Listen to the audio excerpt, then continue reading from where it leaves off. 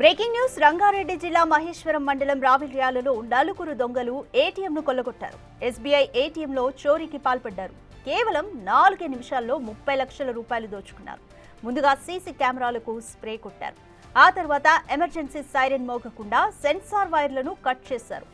ఇనుప రాడ్ల సహాయంతో ఏటీఎంను బద్దలు కొట్టి 4 నిమిషాల్లో పని పూర్తి చేశారు.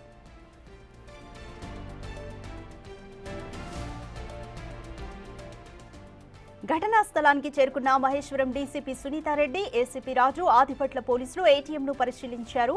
దొంగల కోసం బృందాలుగా ఏర్పడి గాలింపు చర్యలు ప్రారంభించారు. ఏటీఎంలో సుమారు 30 లక్షల రూపాయలున్నట్లు ఎస్బీఐ బ్యాంక్ మేనేజర్ తెలిపారు.